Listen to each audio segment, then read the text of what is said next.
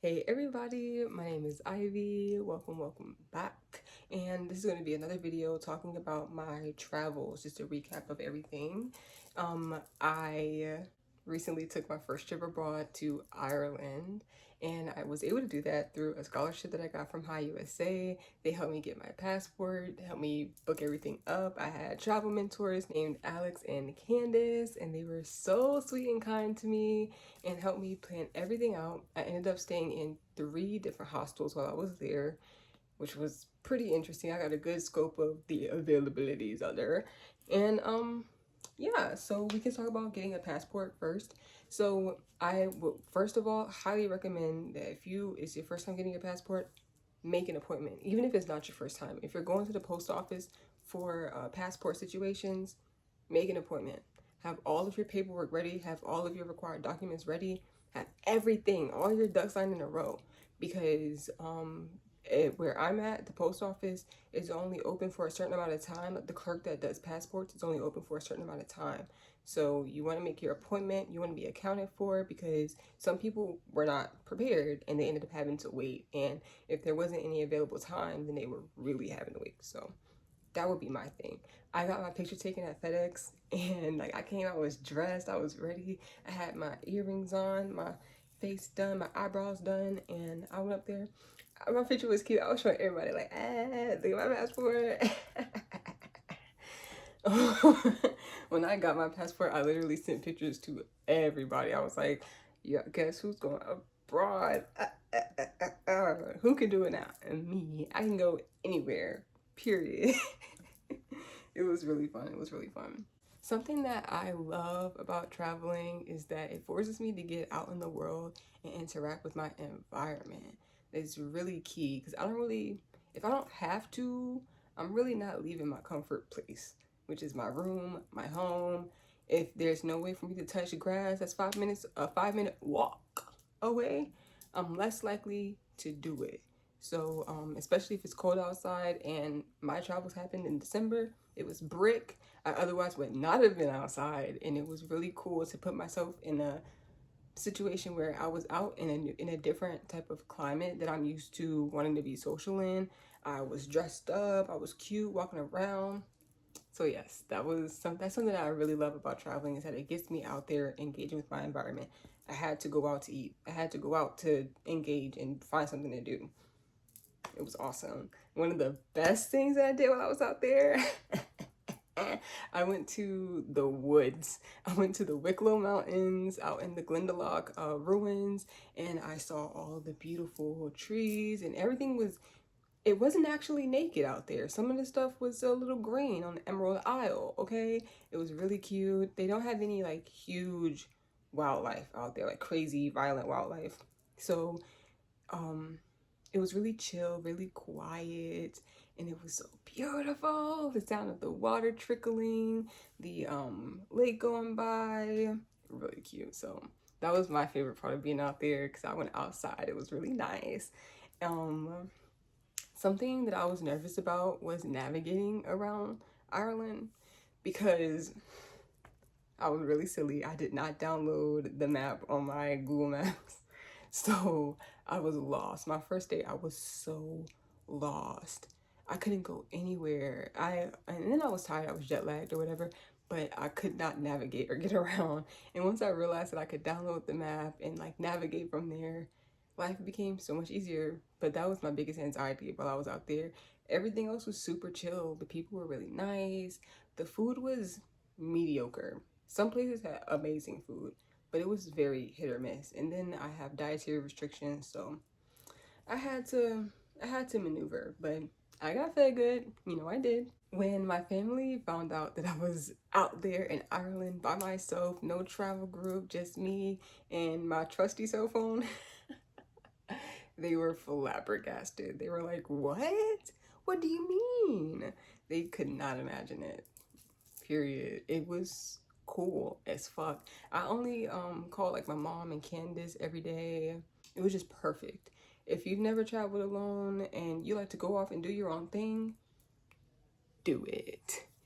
Do it. And if you need extra funds and you're under 28, apply for the scholarship.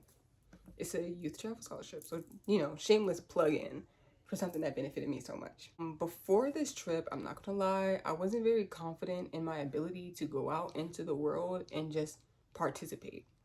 I have a sort of like anxiety about getting out there, but I did it. And one of the goals that I had, I was like the first goal that I had for traveling abroad was to get the audacity to do it again. And baby, I got it. I got it. I could go anywhere. Language barrier. In Ireland, there was still a language barrier.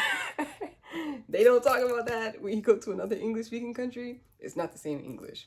But that was cool because we adapted. My ears adjusted. And I could just know that no matter where I go, I'm going to adjust, I'm going to adapt, and I'm going to engage with people because that was the very best. Like, aside from the mountains and the views, engaging with people and socializing in just casual settings was really fun. It was really fun. So speaking of the hostels that I stayed in three of them. The first one was Gardner House. It was really cute. The second one was Abbey Court, and that was like right in the middle of everything. I should have stayed there first, but I didn't. It was worth it though. It was really worth it to be there for the weekend and to be around other people partying and having a good time. I didn't party too much. I'm not really much of a nightlife person, but I do enjoy a good pub. So that was cool. And then the third hostel I stayed in was called Clink Ilar, and it was so cute in there. The first two had kitchens you could store food in, and I love that because I don't finish my meals. I bring home leftovers and I eat them. At Clink, I didn't realize that they didn't have a kitchen, and I ended up having to throw away food a lot while I stayed there. I don't like that, but it is what it is. I adjusted. The the other thing about staying in hostels is that you do meet people. I am not the most social person in the world, and I still managed to make friends. And speaking of making friends, they invited me to their countries, to their homes. I got invited to France. I got invited to Denmark. I got invited back over in Canada. Like, I was like, wow, this is fun. Like, actually having people that's like, hey, you're cool. You want to come and I'll host you? And I'm like, what? Me? Yeah, no, it's really nice that I was able to get out there, meet people, and have a great time. And then also like we went out to dinner, we chatted all night. Really nice stuff. Really nice stuff. Once again, I just want to make a big shout out to High USA and Explore the World scholarship team. Y'all really made the unfathomable possible for me. I remember dreaming about traveling abroad and thinking like, damn, like I have to spend all this money. And from an impoverished background like mine, it's just a little bit harder to choose to invest my money into something that I don't see immediately paying off, right? Not really thinking ahead in that way, right? But now that I have it, and now that I've had that experience and I was guided, someone held my hand throughout it, it was it was a great choice and a great decision. I have to say, one thing that I did not expect out there was US Customs coming back home. US Customs coming back home. I had to do customs before I even got on the plane to Ireland, from Ireland to come back to the US. I didn't expect that to happen. I almost missed my flight and I was stressed, I'm not gonna lie, but everything worked out in the end. Obviously, I made it back here and live to tell the tale, live to see another day. If you are happy with my breakdown, I want to go into depth further to talk more about all the little details. I can make separate videos or just one big video, depending on what my energy is like. But I definitely want to make another video talking about the intricacies of my travel because I know that some of us who have never traveled before are really interested in knowing about that. So I am super into doing that. If you want to tune in for more informational videos about this, or you're into magic and other things like that, hit me up. You know where to find me because you found me, period.